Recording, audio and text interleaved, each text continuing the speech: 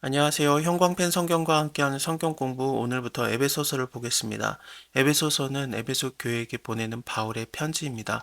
하나님의 뜻으로 말미암아 그리스도 예수의 사도된 바울은 에베소에 있는 성도들과 그리스도 예수 안에 신실한 자들에게 편지한다. 이렇게 에베소 교회에게 보내는 편지인데 에베소 교회는 좀 많이 힘들었던 교회이기도 합니다. 그렇기 때문에 바울이 이 에베소 교회에게 얘기를 하는 거는 너희가 그리스도 안에 있어라. 그리스도 안에 있어라. 그리스도 안에 있어라. 그리스도 안에 있으면 된다. 너희를 하나님께서 그냥 버려두시는 게 아니다. 하나님께서 기쁘신 뜻대로 우리를 예정하여서 부르신 거고 예정함을 입은 자들이다. 그렇기 때문에 하나님이 절대 우리를 버려둘 리가 없다. 그리스도 안에 계속 머물러 있어라. 라는 얘기로 여러 강조 부분들이 반복해서 나오고 있습니다. 이것을 다시 생각해 보면은 에베소 교회가 얼마나 힘들었는지를 한번 생각해 볼 수 있고 또 요한계시록을 잠깐 먼저 보여드릴게요. 사도 요한이 반모섬에서 일곱 교회에게 편지를 할 때 에베소 교회가 가장 가깝기 때문에 이 교회에게 제일 먼저 편지가 도달되기는 하는데 이 편지의 내용이 너네가 얼마나 수고했는지 너네의 인내를 내가 알고 있다라는 예수님의 말씀이 제일 먼저 나오거든요. 자칭 사도라고 하는 그런 거짓 선지자들이 들어와가지고 굉장히 괴롭게 했었습니다. 그래서 교회 스스로가 이것을 시험해서 거짓인 것을 드러내고 또 참고 예수의 이름 때문에 견디고 이런 고민들이 있었습니다. 근데 예수님께서 너에게 책망할 것이 하나 더 있다. 그게 뭐냐? 너희가 처음 사랑을 버렸느니라 그러는데 이것은 예수님이 혼내는 내용이 아니에요. 지금까지 힘들어 했는데 그거에 대해서 혼내시려고 하는 게 아니라 안타까워서 하시는 얘기고 이것만 너네가 더 잘하면은 그러면은 내가 너희에게 하나님의 낙원에 있는 생명나무의 과실을 줘 먹게 하리라라는 그런 약속도 주시기 때문에 이 책망할 것이 있다라는 것은 예수님의 그런 혼내는 것이 아니라 당부죠. 처음 사랑이라는 것을 다시 생각해 보면은 예루살렘 거민의 귀에 외쳐 말할지니라 여호와께서 이같이 말씀하시기를 너의 소년 때의 우위와 너의 결혼 때의 사랑 곧 씨 뿌리지 못하는 땅 광야에서 어떻게 나를 쫓았음을 내가 너를 위해서 기억하노라. 이 구절 말고는 달리 연상이 되는 구절이 없습니다. 그런 걸 생각해 보면은 광야에서 아무것도 없고 그냥 하나님께만 기대할 수밖에 없는 곳 먹을 것이라든지 잠자는 것이라든지 그 모든 걸 하나님께 의지할 수밖에 없는 그 곳에서 하나님을 졸졸졸 쫓아다녔던 그것을 하나님께서는 그 사랑이라고 어릴 때의 사랑이라고 말씀하셨는데 그렇다면은 처음 사랑이라는 게 무엇이겠습니까? 너무 에베소 교회가 힘드니까 그냥 하나님만 바라보고 하나님만 섬기고 하나님만 쫓아가고 하나님만 의지했던 거 이것을 버린 것을 처음 사랑을 버렸다라고 볼 수 있어요. 다시 에베소서를 와서 생각을 할 때 바울이 이 에베소 지역을 가기를 원했었는데 한 번에 가지도 못했었어요. 바울이 2차 전도 여행 때 이 에베소 지역, 그러니까 아시아 지역을 가기를 원했었는데 이상하게 막혀가지고 그 주변으로 빙빙 돌다가 마게도냐 사람들이 갑자기 손짓을 하는 그런 것을 보지 않습니까? 그래서 그것을 하나님께서 주신 그런 환상이라고 생각을 하고 예수 그리스도의 그냥 인도함이구나. 그렇게 따르고 여기로 넘어갑니다. 그래서 데살로니가 교회라든지 베레아 교회라든지 그런 빌립보 교회라든지 그런 곳들을 다 세우죠. 그리고 나서 배를 타고 아테네에 잠깐 들렸다가 다시 고린도에 와서 거기서 굉장히 오랜 시간 동안 머물지 않습니까? 그렇게 2차 전도 여행을 지내고 돌아가는 길에 에베소를 굳이 배를 타고 가요. 이곳에 못 왔던 것을 마음에 뒀던 거죠. 아마도 이곳에 다시 오기를 원하는 마음으로 서원까지 했던 것 같습니다. 사도행전을 보면 그 얘기가 나오는데요. 바울이 여러 날을 유하다가 형제들과 작별을 하고 배를 타고 수리아로 떠나갈 때 브리스길라 아굴라도 함께 가더라. 바울이 일찍이 서원이 있으므로 이 서원이 뭐겠습니까? 아무래도 그 아시아 지역에 가야 되지 않을까 못 갔었는데 가야 되지 않을까 그런 마음이 있었던 것 같습니다. 그래서 거기 갱그리아에서 머리를 깎고 에베소에 와요. 이 서원을 갖겠다라는 마음으로 에베소에 오지 않았겠어요? 그래서 에베소에 오고 거기에서 이제 드디어 바울의 선교 사역이 시작이 됐던 겁니다.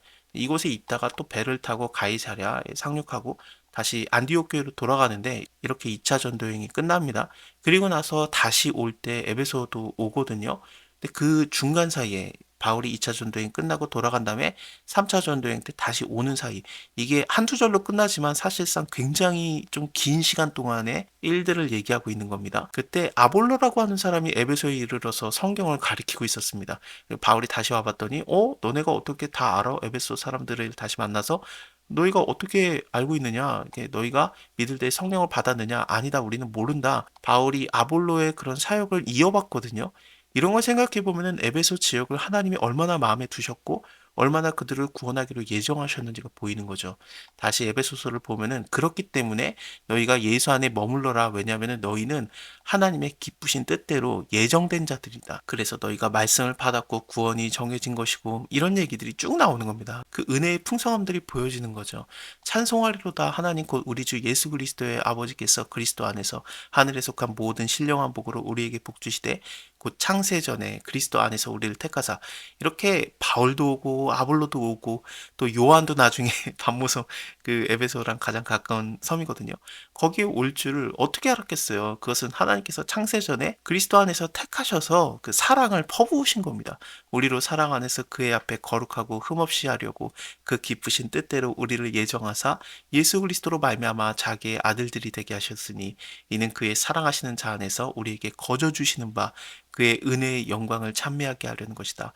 우리가 그리스도 안에서 그의 은혜의 풍성함을 따라 그의 피로 말미암아 구속 곧 죄 사함을 받았으니 이는 그가 모든 지혜와 총명으로 우리에게 넘치게 하사 그 뜻의 비밀을 우리에게 알리셨으니 곧 기쁘심을 따라 그리스도 안에서 때가 찬 경륜을 위해서 예정하신 것이니 하늘에 있는 것이나 땅에 있는 것이나 다 그리스도 안에서 통일되게 하려는 것이다. 예수님을 통해서 이루어진 일들, 바울도 오고 아볼로도 오고 또 사도 요한도 하나님의 말씀을 이들에게 전했던 것들, 이것이 다 에베소를 향한 하나님의 사랑이 밝히 드러났던 겁니다.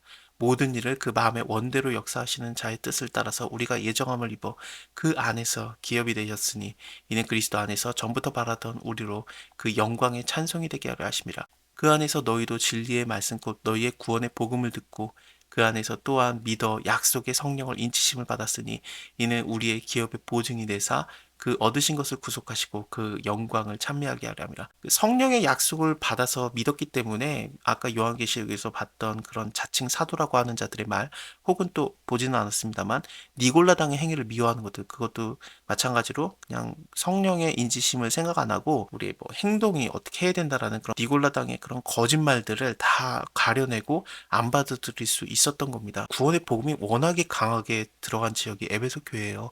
이를 인해서 주 예수 안에서 너희의 믿음과 모든 성도를 향한 사랑을 나도 듣고 너희를 인해서 감사하기를 맞이 아니하고 내가 기도할 때에 너희를 말하노라. 우리 주 예수 그리스도의 하나님 영광의 아버지께서 지혜와 계시의 정신을 너에게 주사 하나님을 알게 하시고 너희의 마음의 눈을 밝히사 그의 부르심의 소망이 무엇이며 성도 안에서 그 기업의 영광의 풍성함이 무엇이며 그의 힘의 강력으로 역사하심을 따라 믿는 우리에게 베푸신 능력의 지극히 크심이 어떤 것을 너희로 알게 하시기를 구하노라. 그 능력이 그리스도 안에서 역사하사 죽은 자들 가운데서 다시 살리시고 하늘에서 자기의 우편에 앉히사 모든 정사와 권세와 능력과 주관하는 자와 이 세상뿐만 아니라 오는 세상 일컫는 모든 이름 위에 뛰어나게 하시고 또 만물을 발 아래 복종케 하시고 예수님은 만물 위의 교회의 머리이시며 교회는 그의 몸이니 만물 안에서 만물을 충만케 하시는 자의 충만이다. 너희의 허물과 죄로 죽었던 너희를 살리셨도다. 그때 너희가 그 가운데서 행하여 이 죽음에서 행하였다라는 건데 허물과 죄, 어떤 죄를 졌느냐? 이 세상의 풍속을 쫓는 거, 공중권세를 잡은 자를 따랐던 거, 결국에는 그 우상 숭배를 했던 걸 얘기하고 있거든요. 곧 지금 불순종의 아들들 가운데 역사하는 영이라 본질상 분노의 자녀였다라는 식으로도 표현이 되고 육체의 욕심을 따랐다라고 나오는데 우상 숭배예요. 사도행전 19장에서 에베소에 바울이 다시 와서 어떻게 너네가 예수에 대해서 알기는 안 해. 근데 왜 성령 세례는 모르지? 그렇게 물어보지 않습니까? 왜냐하면은 이 아볼로가 와가지고 예수 그리스도에 대해서 증거를 하고 다녔던 거거든요. 예수는 그리스도라고 증거하고 공중 앞에서 유력하게 유대인의 말을 이기미러라. 아볼로가 바울이 없는 동안에 말씀을 많이 전해놨고요. 2차 전도여행 때 잠깐 들렸다가 갔습니다. 그리고 3차 전도여행 때 와봤더니 그 중간 사이에 아볼로가 이미 다 전도를 하고 다녔던 거죠. 그래서 바울이 그들을 만난 다음에 너네가 요한의 세례는 아는구나. 그 세례 그거 사실은 원래 그게 완성되는 게 아니라 요한도 스스로 말하기를 내 뒤에 오시는 이를 믿으라라고 했다. 그게 바로 예수다 하고 예수의 이름으로 세례를 받게 하고 그들에게 성령이 임하는 거 이런 일들이 있었습니다. 또 이곳에서 계속 거하면서 두란노 서원에서 강론을 합니다. 여기가 두란노 서원이 있는 곳이에요. 여기서 2년 동안에 하나님의 말씀에 대해서 증거하고 그러는데 이 지역이 얼마나 우상 숭배가 많았냐면은 어떤 유대인들이 귀신을 쫓는데 그 사람들이 예수의 이름을 불러가지고 물론 시험적으로 이렇게 얘기를 했던 겁니다. 바울이 전하는 예수를 빙자해서 너에게 명하노라 했더니 아기가 대답하되 예수도 알고 바울도 아는데 너네는 누구냐 그러면서 두 사람한테 뛰어들어가지고 억제하고 그들을 상하게 해서 벗은 몸으로 도망가게 하거든요. 이 일로 인해서 에베소에 사는 사람들이 전부 다 알게 되고 예수의 이름을 높입니다. 뭐 "마귀가 이긴 거 아니냐. 예수의 이름으로 말했는데 왜 안 나가냐." 물론 시험적으로 얘기를 한 거긴 합니다만 믿지도 않고 얘기했어도 복음서에서는 나가는 일이 있었잖아요. 그래서 사도 요한이 "저 사람들은 우리를 쫓는 사람도 아니고 예수님을 믿는 사람도 아닌데 예수의 이름으로 귀신 쫓길래 우리가 금하였나이다." 그런 식으로도 말하지 않습니까? 어쨌든 예수 이름이 워낙 권세가 있으니까 안 믿는 사람이 했는데도 막 귀신이 쫓겨나고 그랬던 상황이었거든요. 근데 여기서는 안 나가요. 근데 오히려 이게 예수 그리스도의 이름을 더 높이는 일로 작용이 됐던 겁니다. 막 옷을 벗고 도망가는 그런 일인데 저거 어떻게 된 거야?" 하고 그 일들을 자세히 물어가면서 이 주 예수의 이름을 알게 된 거거든요. 이 일로 인해서 많은 마술을 행하던 사람들이 책을 모아 가지고 와 가지고 모든 사람 앞에 불사르고 그 책값을 계산해 봤더니 굉장히 많은 분량이었습니다. 이게 전부 다 에베소에서 있었던 일이에요. 다시 그 에베소서를 와서 보면은 마술을 위한 책이 은 5만이나 될 정도로 굉장히 우상숭배가 많은 지역이 이 지역이기도 합니다. 또 저번에도 요한계시록 잠깐 본 것처럼 니골라당의 행위도 여기에 많이 있었고 또 자칭 사도라고 하는 자들도 와 가지고 활개치는 그런 거짓 선지자들이 많은 지역이기도 했기 때문에 그것들을 따라가는 것이 일단은 본질상 진노의 자녀에 있었던 거예요. 우상숭배를 따르는 거라든지 거짓 사도를 따르는 거라든지 다 그런 게 이런 겁니다. 네, 하나님께서는 어떻습니까? 큰 사랑으로 인해서 허물로 죽은 우리를 그리스도와 함께 살리셨다. 너희가 은혜로 구원을 얻은 것이다. 또한 함께 일으키사 그리스도 예수 안에서 함께 하늘에 앉히시니 이는 그리스도 예수 안에서 우리에게 자비하심으로써 그 은혜의 지극히 풍성함을 오는 여러 세대에 나타내려 하심이라. 너희가 그 은혜를 인해서 믿음으로 말미암아 구원을 얻었다. 얼마나 많은 은혜를 얻었냐면은 바울도 와서 전도했죠. 바울 잠깐 떠나 있으니까 아볼로가 와서 전도했죠. 또 나중에 사도 요한이 와가지고 그 반모섬이 이 에베소 바로 근처거든요. 그래서 거기에서 에베소를 위한 편지를 보내주기도 하고 그렇죠. 또 수많은 동역자들이 여기서 사역을 했거든요. 또 두란노 서원에서 바울이 2년 동안 사역을 했고 하나님의 풍성하신 은혜가 에베소에게 많이 넘쳐 흘렀던 겁니다. 이것이 너에게서 난 것이 아니다. 하나님의 선물이다. 행위에서 난 것이 아니니 다시 아까 요한계시록에 그 니골라당의 행위를 미워하노라라고 예수님께서 말씀하시는데 어떤 행위에서 나는 그런 노력들이 우리를 구원시킨다라는 그런 이상한 얘기들이 많이 있었던 것 같아요. 그것이 아니다. 너네가 은혜로 인해서 믿음으로 말미암아 구원을 얻은 거지 행위에서 난 것이 아니다. 이것을 계속 강조합니다. 어떤 행위에서 난 것이라면은 자랑하게 될 거 아니겠습니까? 내가 이렇게 해서 된 것이다. 그렇게 되니까 그것이 아니라라고 자랑하지 못하게 하려 합니다. 우리는 그의 만드신 바라 그리스도 예수 안에서 선한 일을 위해서 지으심을 받은 자니 이 일은 하나님이 전에 예비하사 우리로 그 가운데서 행하게 하려 하심이라. 그러므로 생각하라 너희는 그때 육체로 이방인이요 손으로 육체를 행한 할례당이라 칭하는 자들에게 무할례당이라 칭함을 받는 자들이라. 그래서 니네가 할례당이라고 칭하는 자들에게도 무시를 받는 자들이었다. 그때 너희는 그리스도 밖에 있었고 이스라엘 나라 밖의 사람이고 약속의 언약에 대해서는 뭐 외인이다 밖의 사람이다 그거죠. 또 세상에 소망이 없고 하나님도 없는 자더니 이제는 전에 멀리 있던 너희가 그리스도 예수 안에서 그리스도의 피로 가까워졌느니라. 예수님이 교회를 알아요. 내가 너희를 안다. 내가 너희를 안다 그러잖아요. 너희의 행위와 수고와 너의 인내를 안다라고 하시지 않습니까? 또 자칭 사도라고 하는 자들 시험에서 찾아낸 거, 거짓을 드러낸 거 또 굉장히 좋아하셨고요.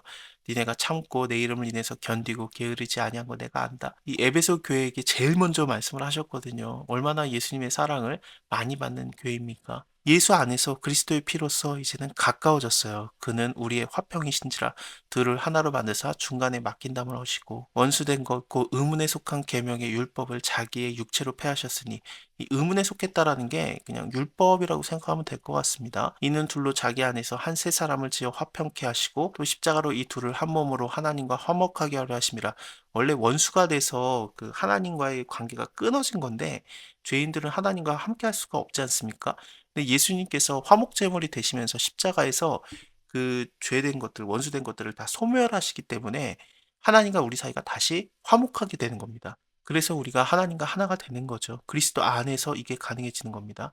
그리스도 안에서 예수 그리스도의 피로 가까워지는 겁니다. 또 오셔서 먼데 있는 너희에게 평안을 전하고 가까이 있는 자들에게 평안을 전하셨으니 이는 저로 말미암아 우리 둘이 한 성령 안에서 하나님께 나아감을 얻게 하려 하심이라. 그러므로 이제부터 너희는 외인도 아니고 밖에 있는 자도 아니고 손님도 아니고 오직 성도들과 동일한 시민이요 하나님의 권속이라.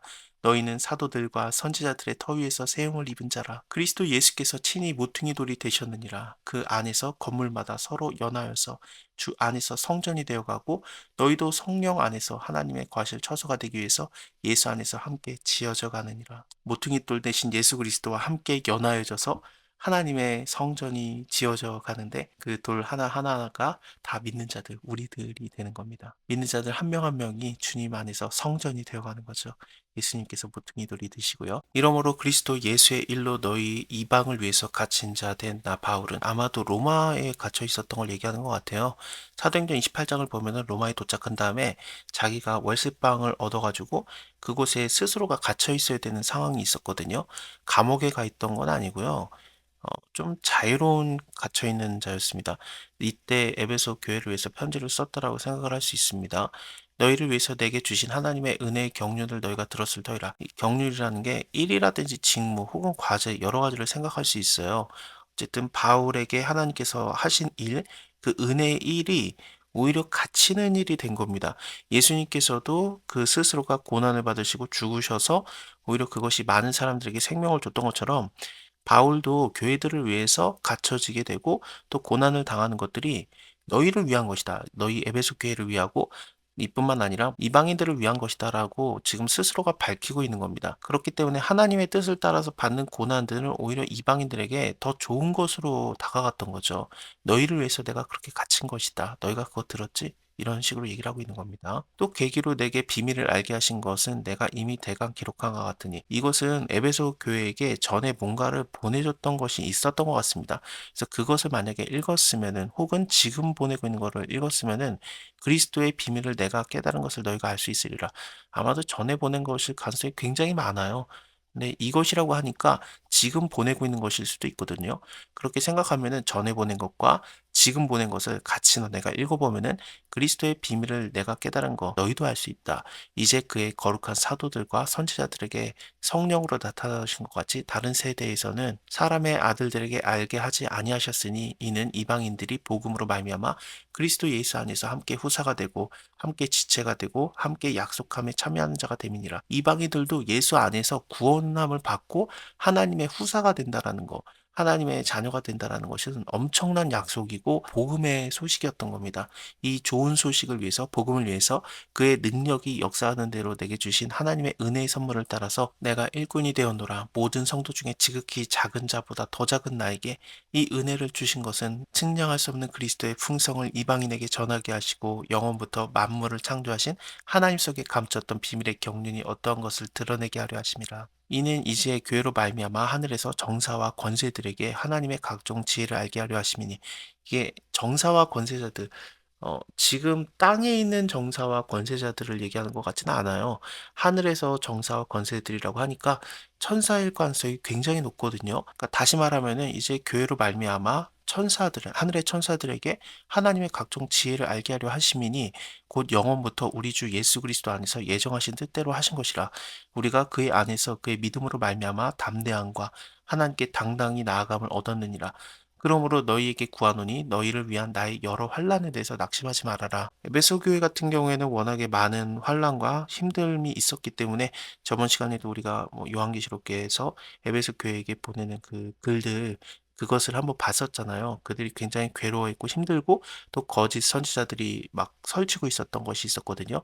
그럴 때에 이 모든 환난 가운데 있는 이 교회에게 바울이 잡혀 들어갔다는 소식이 굉장히 낙심할 만한 것이었던 겁니다. 근데 바울이 말하는 것은 너희가 낙심하지 않아도 된다. 이건 하나님의 뜻대로 이루어지고 있는 것이다.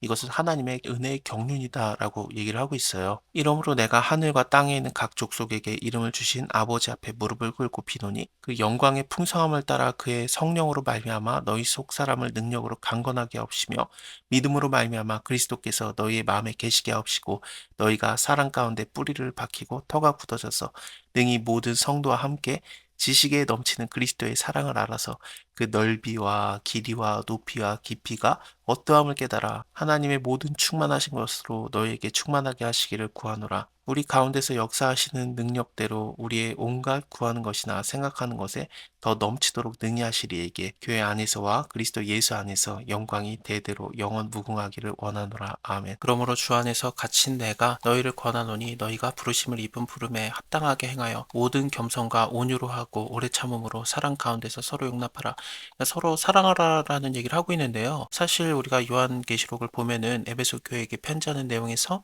너희가 처음 사랑을 버렸느니라 그것이 있거든요. 그래서 아마도 이 에베소 교회가 사랑을 잃었다라는 건데 그 사랑, 첫사랑, 너희가 어릴 적에 그 사랑, 나를 따라다닐 때 그 사랑을 너희가 기억하라. 그 예레미야서 말씀을 우리가 적용할 수밖에는 없어요. 눈에 안 보이는 하나님을 사랑한다는 것은 눈에 보이는 이웃부터 사랑해야 되지 않겠습니까? 그래서 서로 사랑하라는 얘기가 나오고 있습니다. 또 너희가 성령으로 하나 되었다라든지 평안에 매는 줄이라든지 성령으로 하나 되는 거, 성령은 하나다. 주도 하나고 하나님도 하나이시다라는 얘기들을 쭉 나오는 걸 통해서 볼 때 하나님을 통해서 너희가 다 하나가 되었는데 서로 지금 분열됐다라는 느낌이 없지 않아 있습니다. 그리고 이 밑에서도 혹은 사도로 혹은 선지자로 혹은 복음 전하는 자로 혹은 목사로 혹은 교사로 주셨으니 이러면서 여러 가지의 사역자들이 다 나눠져 있었는데 그들이 서로 그 지위에 따라서 그 그리스도의 몸을 세우는 자들인데 그렇지 못하고 싸우는 그런 어린 모습이 있었던 것 같아요. 그렇기 때문에 그리스도의 장성한 분량에 이르는 때까지 하라라고. 장성한 분량이라는 게 몸의 성장을 얘기합니다. 헬라어로는 그리스도의 충만한 신장의 분량이라고도 볼 수 있습니다. 사랑 안에서 하라라는 겁니다. 서로 연락하고 그러니까 함께 되고 상합하여서 그 지체의 분량대로 역사하여 그 몸을 자라게 하며 사랑 안에서 스스로 세우느니라. 여기서도 사랑 안에서 세우라는 얘기를 하는 거 보니까 아마도 사랑을 서로 잃었던 그런 상황이었던 것 같습니다. 4장의 시작을 다시 생각해 보면은 주 안에서 갇힌 내가라고 하잖아요. 내가 너희를 위해서 갇혔었다. 이 환난 받는 거. 하지만 너희는 낙심할 게 없는 게 이것이 너희를 위한 영광이라고 했고요. 또 이것은 하나님의 은혜의 일이다. 그러니까 경륜이다라고까지 말했습니다. 이방인을 위해서 갇힌 자 된 나 바울은 너희를 위해서 이렇게 갇혀 있다. 예수 안에서 함께 후사가 되어가는 너희를 위해서 내가 갇힌 것이다. 이것은 천사들도 몰랐다예요, 사실은. 그래서 이 교회를 통해서 이런 그 이방인도 구원받는 거, 사랑받아서 구원받는 거를 통해서 하늘에서 정사와 권세들에게, 그러니까 하늘의 천사들이라고 볼 수 있는데 그들에게도 하나님의 각종 지혜를 알게 하려 하십니다. 하나님의 지혜가 무엇입니까? 이방인들도 유대인처럼 구원을 받는다요. 예수 믿으면. 그러니까 예수를 통해서 얼마든지 구원받으니까 율법을 지켰던 자든 몰랐던 자든 그리스도 안에서 다 구원함을 입는 것이다. 행위가 아니다. 그것을 계속 말하고 있는 거거든요. 그래서 믿음으로써 이것이 다 이루어지고 그리스도의 사랑으로서 되기 때문에 그리스도의 사랑의 넓이와 길이와 높이와 깊이가 어떠함을 깨달아라. 하나님의 모든 충만하신 것으로 너희를 충만케 하기를 구하노라. 내가 이렇게 갇혀 있는 것도 너희를 위한 건데 너희는 갇혀 있는 것도 아닌데 사실은 그래서 서로 좀 용납해주고 그러면 안 되겠느냐. 서로 오래 참고 사랑 가운데서 서로 용납하면 안 되겠느냐. 평안에 매는 줄로 성령으로 하나가 되신 것을 함께 지켜라. 몸이 하나고 성령이 하나이니 이와 같이 너희가 부르심의 한 소망 안에서 부르심을 입었느니라. 주도 하나요, 믿음도 하나요, 세례도 하나요, 하나님도 하나이시니 곧 만유의 아버지시라. 만유에 계시고 만유를 통일하시고 만유 가운데 계시도다. 우리 각 사람에게 그리스도의 선물의 분량대로 은혜를 주셨나니 그러므로 이르기를 그가 위로 올라가실 때 사로잡힌 자를 사로잡고 사람들에게 선물을 주셨다 하였도다. 올라가셨다 하셨은즉 땅 아래 곳으로 내리셨던 것이 아니면 무엇이냐. 그러니까 예수님께서 우리를 사랑하기 위해서 우리에게 선물을 주시기 위해서 이 땅에 내려오셨는데 내리셨던 그가 곧 모든 하늘에 오르신 자니 그러니까 예수님이잖아요. 예수님이 내려오셨고 또 하늘에 오르셨고 또 만물을 충만케 하시는 분이거든요. 그분이 혹은 사도로 혹은 선지자로 혹은 복음 전하는 자로 혹은 목사로 교사로 주셨으니 이는 성도를 온전케 하며 봉사하는 일을 하게 하며 그리스도의 몸을 세우게 하려 함이라. 그래서 예수님이 모든 만유에 충만케 하시는 분이고 우리를 더 사랑하시려고 그러니까 이방인들이 되겠죠. 에베소 교회 이방인들에게 너희도 더 사랑 많이 받으라고 하나님의 사랑이 풍성케 하시려고 혹은 사도로 선지자로 복음 전하는 자로 목사로 교사로 부르셨는데 서로 하나 돼야 된다라는 거죠. 그리스도가 하나시고 성령도 하나이고 하나님도 하나이시기 때문에 우리가 서로 하나가 되자라는 얘기입니다. 이는 성도를 온전케 하는 것이다. 또 봉사하는 일을 하게 하며 그리스도의 몸을 세우게 하려 하는 것이다. 우리가 다 하나님의 아들을 믿는 것과 아는 일에 하나가 되어서 온전한 사람을 이루어 그리스도의 장성한 분량에 충만한 데까지 이르리니 이는 우리가 이제부터 어린아이가 되지 아니하여 사람의 괴술과 간사한 유혹에 빠져 모든 교훈의 풍조에 밀려 요동치 않게 하려 함이라. 오직 사랑 안에서 참된 것을 하여 범사의 그에게까지 자랄지라. 그는 머리니 곧 그리스도라. 그에게서 온몸이 각 마디를 통하여 도움을 입어 연락하고 상합하여 각 지체의 분량대로 역사하여 그 몸을 자라게 하며 사랑 안에서 스스로 세우느니라. 그러므로 내가 이것을 말하며 주 안에서 증거하노니 이제부터 이방인이 그 마음에 허망한 것으로 행한 같이 너희는 행하지 말아라. 에베소에 있는 사람들이 전에는 이방인이었어요. 하지만 이제는 예수 그리스도를 통해서 하나님의 후사들이 되었잖아요. 안 믿는 자들, 예수님을 안 믿는 자들이 이제는 이방인들입니다. 그 이방인의 마음으로 허망한 것을 쫓지 말고 너희는 그렇게 행하지 말아라. 너희의 총명이 어두워지고 저희의 가운데 있는 무지함과 저희의 마음이 굳어짐으로 말미암아 하나님의 생명이 떠나 있도다. 저희가 감각 없는 자가 되어 자신을 방탕함에 방임하여 모든 더러운 것을 욕심으로 하되 오직 너희는 그리스도를 이같이 배우지 아니하였느니라. 진리가 예수 안에 있는 것 같이 너희가 과연 그에게서 듣고 또한 그 안에서 가르침을 받을진대 너희는 유혹의 욕심을 따라 썩어져가는 구습을 쫓는 옛사람을 벗어버리고 오직 심령으로 새롭게 되어 하나님을 따라 의와 진리의 거룩함으로 지으심을 받은 새 사람을 입으라. 그런즉 거짓을 버리고 각 이웃을 더불어 참된 것을 말하라. 이는 우리가 서로 지체가 됨이니라.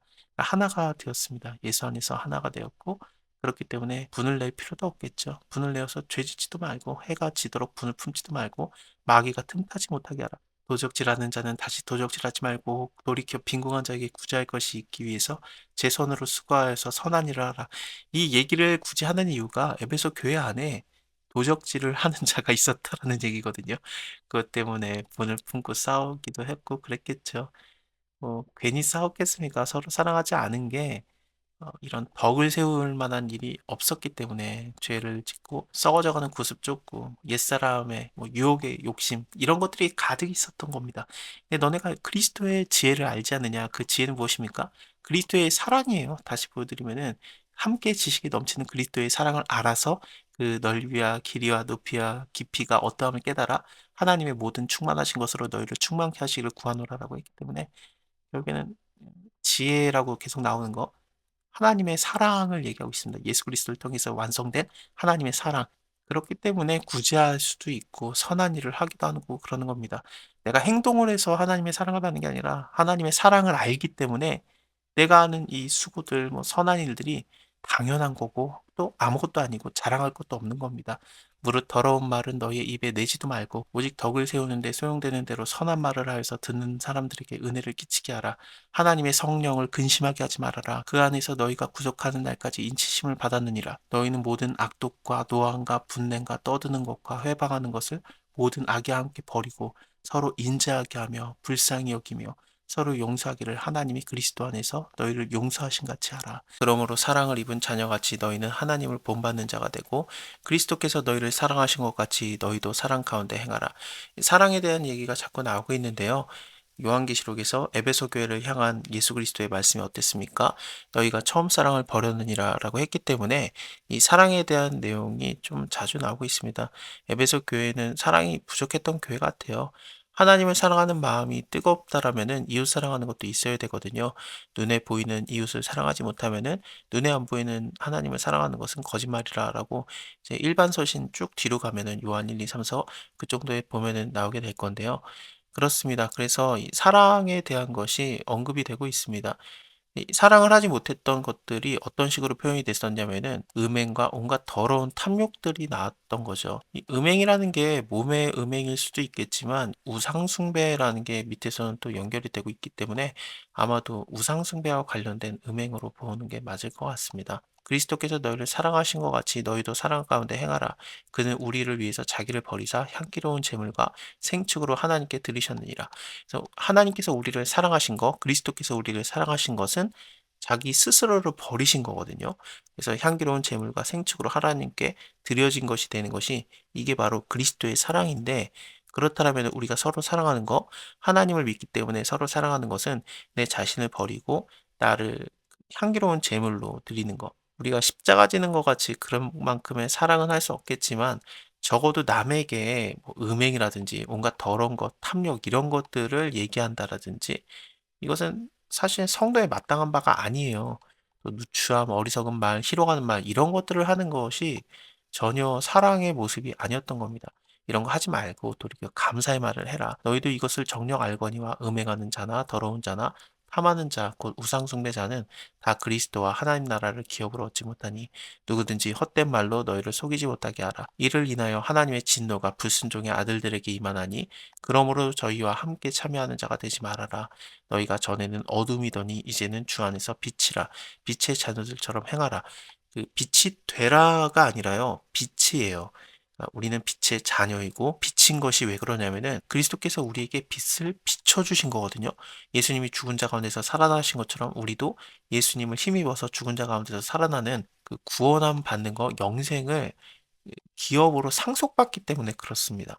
그래서 빛의 자녀가 되었고 빛의 열매들인데 빛의 열매는 무엇이겠습니까? 모든 착함과 의로움과 진실함에 있습니다. 주께 기쁘게 할 것이 무엇인가 시험하여 보라. 너희는 열매 없는 어둠의 일에 참여하지 말고 도리어 책망하라.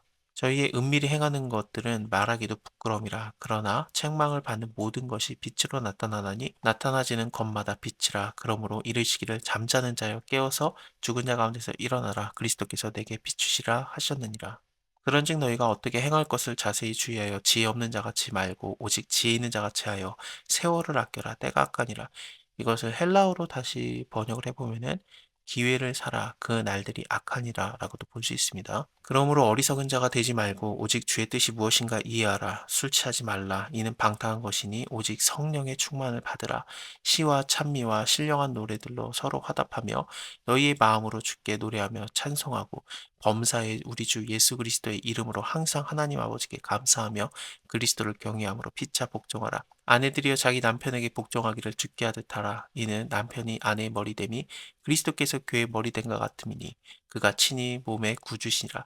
근데 이게 서열을 나눈다고 보기는 어려울 것 같아요.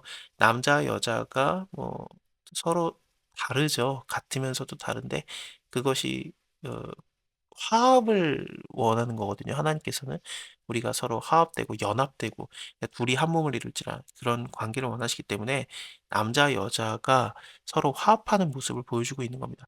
이게 복종하기를 뭐 이런 복종하라 이런 식으로 나오는 걸 통해서 볼 때 이게 좀 너무하는 것 아닌가라는 그런 오해를 살 수도 있는데요.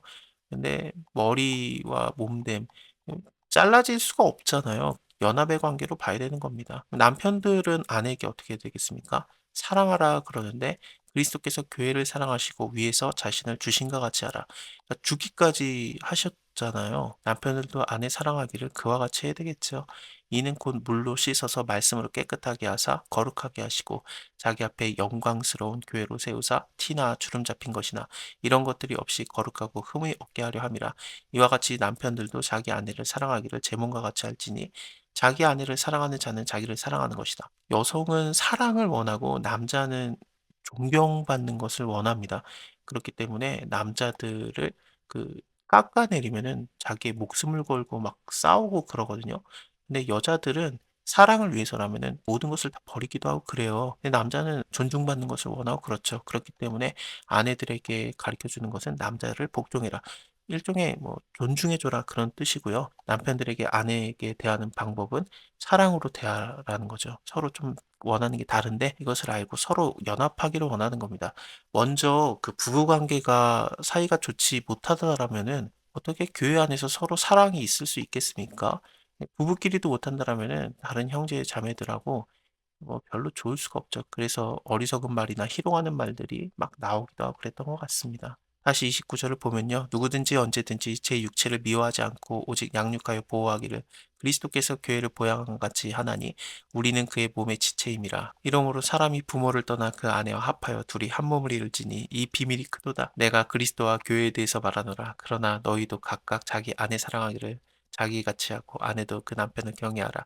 이 창세기에서 나왔던 말씀 둘이 한 몸을 이룰지라 이것이 교회와 예수 그리스도의 연합의 관계에 대한 얘기이기도 하다라는 뜻입니다. 참 재밌는 게 헬라어로 보면은 교회가 여성형을 띄어요. 그리고 예수 그리스도는 남성형을 띠거든요. 그래서 남자 여자 둘이 한 몸을 이루는 듯한 느낌도 있고요. 또 뭐 교회뿐만 아니라 우리 모든 믿는 자들이 예수 그리스도와 나중에 어린 양의 혼인잔치에 참여되는 순결한 신부들 아닙니까? 그렇기 때문에 남자 여자 지금의 성별을 따지는 게 아니라 우리를 그 예수 그리스도의 신부가 되는 존재로 보기 때문에 완전한 연합, 그리스도와의 연합의 관계가 또 이렇게 나오고 있는 겁니다. 사실 예수님이 처음 오셨을 때 결혼을 안 하셨잖아요. 그 노총각 예수님이 우리랑 결혼하는 그 순간이 바로 다시 오시는 때인데 그렇습니다. 이 비밀이 큽니다. 그리스도와 교회에 대한 그런 연합의 관계를 얘기하기도 하는데 그것에 앞서서 우리 기본적인 거, 부부 간에 서로 사랑하고 또 존중해주고 경외하는 거, 이거부터 먼저 해야 되겠죠. 자녀들아 너희 부모를 주 안에서 순종하라. 저번 시간에 교회에서 서로 사랑하려면은 일단은 가정에서 부부가 먼저 사랑을 해라라는 얘기로 시작을 했거든요. 그리고 나서 자녀들이 부모를 공경하는 것을 얘기하고 있습니다. 또 종들이 상간을 공경하는 거라든지 여러 가지 관계들에서 서로가 사랑으로 온전해지라라는 얘기로 하고 있어요. 이웃은 내 손에 닿을 듯한 사람, 내가 가까이 있는 사람이 바로 나의 이웃입니다. 그렇기 때문에 이 자녀들에게 먼저 얘기를 하는 거죠. 자녀들과 부모님은 서로 집안에서 보기 때문에 가장 가까운 이웃입니다. 자녀들아 너희 부모를 주 안에서 순종하라. 이것이 옳으니라. 너의 아버지와 어머니를 공경하라. 공경 순종한다라는 거 저번 시간에도 아내가 남편을 경외하라라든지 또는 복종하다라는 이런 식으로도 표현이 됐었는데 이것은 존중하는 의미로서의 얘기들이었습니다. 그것처럼 네 아버지와 어머니를 공경해라. 이것이 약속 있는 첫 계명이니 이는 네가 잘되고 땅에서 장수하리라. 하나님께서 우리에게 주신 말씀들은 지키기 어려운 게 아니라 너의 부모를 공경하라 라든지 아니면 아내를 사랑하라 라든지 남편을 존중해줘라. 별거 아니거든요. 얼마든지 지킬 수 있는 것들입니다. 하나님께서는 우리에게 대단히 많은 것을 요구하지 않으세요. 하늘의 아버지이기 때문에 그냥 자녀들이 너네가 잘 지내고 서로 사랑하며 지냈으면 좋겠다. 그게 부모 마음이잖아요. 뭐, 딴 거 없다. 니네 행복하면 된다. 그냥 너네 잘 지내라. 그게 그냥 부모님들에게 맨날 듣는 얘기였거든요. 근데 제가 부모가 돼 보니까 그런 마음이 없지 않아 있습니다. 하늘의 하나님 우리 아버지께서도 자녀된 우리에게 동일한 마음이에요. 너네가 서로 잘 지내라라는 것이죠. 이것이 약속 있는 첫 계명이니 이렇게 지키면 네가 잘 되고 장수한다. 또 아비들아 너의 자녀를 노엽게 하지 말고 오직 주의 교훈과 훈계로 양육하라. 그 자녀만 무조건 존중해야 되는 게 아니라 아비들도 자녀를 화나게 하면 안 돼요. 이게 서로 간에 쌍방 간에 일이 다 있는 겁니다. 종들아 두려워하지 말고 성실한 마음으로 육체의 상전에게 순종하기를 그리스도께 하다며 눈가림으로만 해가지고 사람 앞에서 기쁘게 하는 자처럼 하지 말고 그리스도의 종들처럼 마음으로 하나님의 뜻을 행하여서 단 마음으로 섬기기를 죽게 하듯 하고 사람에게 하듯 하지 말아라. 이는 각 사람이 무슨 선을 행하든지 종이나 자유하는 자나 주에게 그대로 받을 줄을 알미니라. 그러면 이거 뭐 종들만 안 좋나? 종들은 주인이 보든 말든 열심히 마음을 다해서 해야 되는 건가? 이 마음을 다하라는 게 헬라어로는 목숨을 다해서라는 뜻이기도 해요. 이거 너무하는 거 아니냐? 목숨을 버리는 거 사실 뭐 교회가 뭐 예수 그리스도를 위해서 하듯 하라 여기서만 얘기가 나왔던 건데 종들이 상전들을 위해서 이렇게까지 해야 되느냐? 근데 상전들에게도 얘기를 합니다. 상전들아 너희도 저희에게 이와 같이 하고 동일하게 잘해주라는 얘기겠죠. 마음을 다해서 목숨을 다해서 그리고 공갈을 그치라 거짓말하지 말고 거짓말이라는 게 대부분 어떤 거냐면요 품삯에 대한 거짓말일 가능성이 높아요. 오늘 준다고 해놓고 뭐 다음에 주는 거. 성경에서 그런 얘기들이 자주 나오는데 품꾼들은 오늘에 싹 그거 받을 것만 바라보고 사는데 그걸 다음으로 미루지 말아라. 줄 거는 제때제때 줘라. 그것이 바로 이웃사랑의 한 개념으로 나오기도 하고 그랬거든요. 공가를 그치라라는 것은 아마도 그 품삯을 바꾸는 것을 얘기할 가능성이 높습니다. 목숨을 다해서 마음을 다해서 일해줬다라면은 그러면 목숨과 마음을 다해서 제때마다 그것을 주는 것 자체가 또 이웃사랑이기도 하고 그렇거든요. 이는 저희와 너희의 상전이 하늘에 계시고 그에게는 외모로 사람을 취하는 일이 없는 줄을 너희가 알미라. 하늘의 하나님께서는 종의 하나님이기도 하고 너희의 하나님이기도 한데 외모로 사람을 취하는 일이 없다. 그러니까 그대로 제대로 해라라는 얘기입니다. 외모로 사람을 취하는 일이라는 것은 무엇이냐면은 뭐 잘생겼다 못생겼다 그게 아니라 네가 종이라고 더 불쌍히 여기는 거 없고 네가 주인이라고 더 잘 봐주는 거 없다. 하나님께서는 외모로 보지 않고 마음 중심을 보신다라는 그것을 얘기하고 있는 겁니다. 그냥 속이지 말고 그대로 주는 것 자체가 하나의 연합이기도 하고 존경이나 공경, 이웃사랑이기도 하고 그런 겁니다. 정말로 너희가 주 안에서와 그의 힘의 능력으로 강건하여지고 마귀의 계기를 능히 대적하기 위해서 하나님의 전신갑주를 입어라. 우리의 씨름은 혈과 육에 대한 것이 아니고 정사와 권세와 이 어둠의 세상의 주관자들과 하늘에 있는 악의 영들에게 대함이라. 그러니까 교회 안에서 서로 싸울 거 없고 또 이웃들 간이 서로 싸울 거 없고 종과 상전이 서로 싸울 거 없고 부모와 자식이 서로 싸울 거 없고 우리의 싸움은 이런 혈과 육에 대한 것이 아니라 어두움의 세력들, 악의 영들과 싸워야 되는 것이다. 보이는 사람끼리는 서로 사랑하고 안 보이는 악한 영들과 서로 싸우자라는 얘기예요. 그렇기 때문에 하나님의 전신갑주를 취하는 겁니다. 이는 악한 날에 너희가 능히 대적하고 모든 일을 행한 후에 서기 위함이라. 그런즉 서서 진리로 너희의 허리띠를 띠고 의의 흉배를 붙이고 평안의 복음으로 신을 신고 모든 것 위에 믿음의 방패를 가지고 이로써 능히 악한 자와 모든 화전을 소멸하며 구원의 투구와 성령의 검 곧 하나님의 말씀을 가져라. 모든 기도와 간구로 하되 무시로 성령 안에서 기도하고 그러니까 어느 때든지 성령 안에서 기도하라는 뜻입니다. 무시로가요. 또 이를 인해서 깨어서 구하기를 항상 힘쓰며 여러 성도를 위해서 구하고 또 나를 위해서 구할 것은 내게 말씀을 주사 나로 입을 벌려 복음의 비밀을 담대히 알리게 하옵소서 할 것이니 이 일을 위해서 내가 쇠사슬에 매인 사신이 된 것은 나로 이 일을 당연히 할 말을 담대히 하게 하려 함이라. 나의 사정 곧 내가 무엇을 하는지 너희에게도 알게 하려 하노니 사랑을 받는 형제요 주 안에서 진실한 일꾼인 두기고가 모든 일을 너희에게 알게 하리라. 이 두기고는 디모데후서를 보면은 에베소로 보내지기도 했었습니다. 그래서 에베소 교회가 두기고에 대해서 알고 있습니다. 우리가 사정을 알게 하고 또 너희 마음으로 위로하게 하기 위해서 내가 특별히 저를 너에게 보내었노라. 아버지 하나님과 주 예수 그리스도로부터 평안과 믿음을 경험한 사랑이 형제들에게 있을지어다. 우리 주 예수 그리스도를 변함없이 사랑하는 모든 자에게 은혜가 있을지어다. 자, 오늘은 여기까지 보고요. 다음에 빌립보 교회를 향한 편지 빌립보서를 이어서 보겠습니다. 빌립보서에서 뵐게요. 감사합니다.